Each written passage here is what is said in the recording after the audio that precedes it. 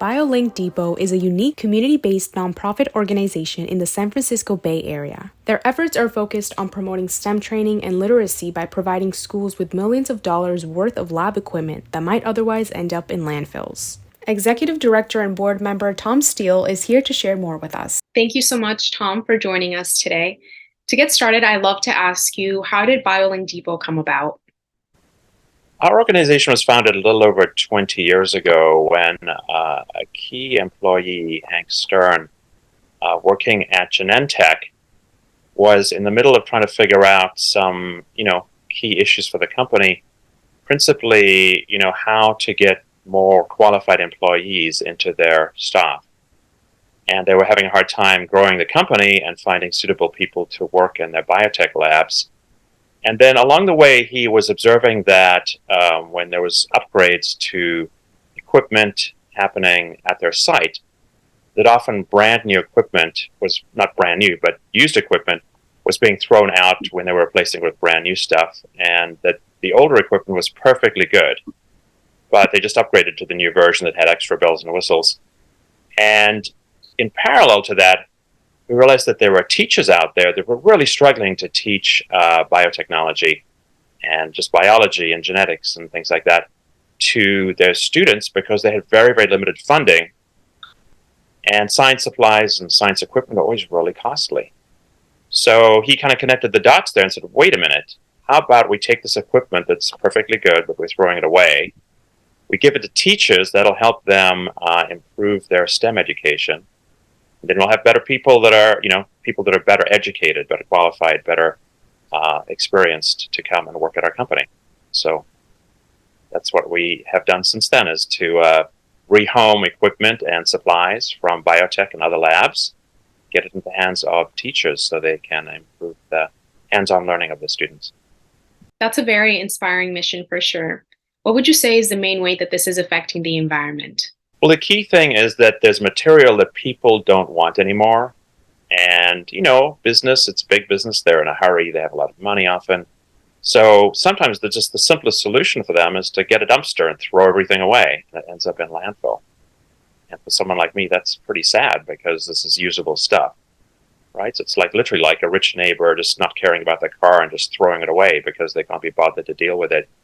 And honestly, for some of these companies, that is the most sort of fastest, most efficient way to deal with things that they don't want. But luckily, people have really considered sustainability more in recent years, and they often have a sustainability manager or just a lab manager who's conscious of these things and says, wait a minute, let's try to find another home, another use for these devices, this equipment, this like supplies. And then they contact us and say, is this stuff you could take? We review their offerings, and usually we can accept most of their items. We bring it to a warehouse in Oakland, and then we give it away to teachers for free, and they take it back to their labs where they work with the students on doing things like extracting DNA from strawberries or, learning about algae and how that can maybe help global warming. So we're getting the tools and the materials, the supplies into the hands of the teachers who have very, very limited resources. Purchase those themselves mostly. Okay, so kind of going off of that, can you share a little bit more about how the donation process works? Yeah, basically donors contact us typically.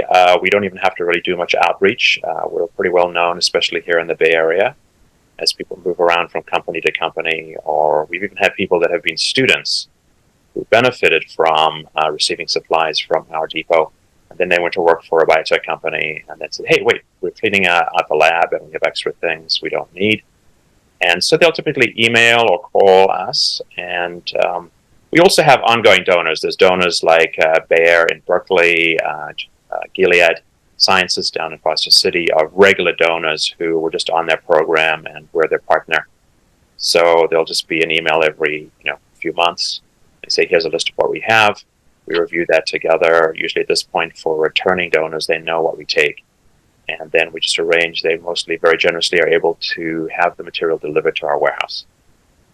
And, sometimes even now people are mailing things in from all around the country or even sending us pallets of material from Chicago, from New Jersey, from Colorado recently. We had somebody send us a pod of material from Milwaukee in December.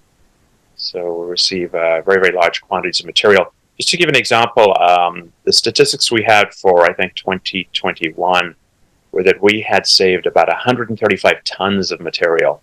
People didn't know what else to do with. Wow, that's definitely a lot and shows how this is so impactful. What is the main benefit that this brings teachers and students? It gives them a real chance to do real biotechnology experiments and other types of scientific studies in their labs. And we even receive material sometimes from schools that are closing down or just moving, and they have older stuff they don't want anymore. And we're able to rehome that material with typically Title I schools that have much less budget to buy materials. So I just think that the way that people really get excited about science and learn about science is through actually experiencing, adding an acid to a base and watching the pH change, and like I said, extracting maybe DNA from a strawberry and saying, "Wow, that's crazy! Look at that!" And so that, I think, is what sparks the interest in people that we hope will become the scientists of the future. Mhm. And beyond that, just that we will have a more scientifically literate society going forward. That people cannot be afraid of science, but can understand what it's about, and you know, take that kind of experience in high school maybe forward as they go into whatever career they end up in, and just be interested in science and curious, and maybe even some of them become um, staff members at science-based companies. Typically, for people that end up working at science-based or biotech companies, they have really good careers, opportunities, going forward. They make better money. They work in a safe and supportive environment with companies that are, embracing equity and inclusion. And so, we hope it opens up better career paths for people uh, through having, better scientific education. So, what about your hopes for the future of the organization? For the future, we would really like to expand our program nationally. So right now, we're pretty much based in the Bay Area in terms of getting material out to schools and also to community colleges and some universities. We also support some nonprofits. But there's a lot of material we have available here in the Bay Area with its very high percentage of biotechnology companies here. And we'd love to be able to get the material out of the hands of educators all around the country. So we're looking into different pathways to do that. Awesome. So, what does STEM mean to you? I believe in science. I believe in the power of science. One of the fun quotes I like is this thing that says, pick a fight with science. Science always wins. So, science is nature, is the world, is the way things work. And I just grew up as a very curious person. I got interested in science because I wanted to know how the world worked. And why was there a rainbow? How did a rainbow miraculously happen in the sky? What is a laser? That's incredible. What does it do? How does it work? So I ended up working in a laser technology for many, many years. And I just think science is really, really cool. And I wish that STEM could really inspire students to just realize how cool science is. So I think a lot of people, they come into science thinking, oh, it's really hard. It's very complicated. I'm not going to understand it. What's it about? All these equations, all this math.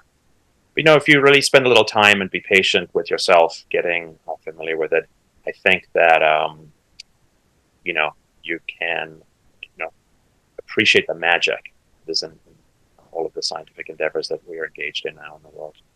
So everything from semiconductors to, new healthcare to sending rockets into the sky. They're going to maybe populate Mars or something. Um, Science is just really cool, and technology evolves from science. Science is what underpins the technology, including this amazing Zoom video we have going over the internet. It's all technology, right? And so scientists have discovered these new things. And I think the joy of discovery is something I'd love for youngsters to appreciate. We just love to get the word out about our program so that other companies that have excess materials know about us to be able to donate to us. And we always want to connect with more educators so they can come receive materials. We always have a lot of stock on hand at our depot in Oakland, and we just want to get them to the hands of people that could use it. Well, thank you so much, Tom. I really appreciate you being here with us today. And I'm excited to see you guys continue to grow and continue to make an impact and a change in our environment and in schools. Super. It's good talking with you today.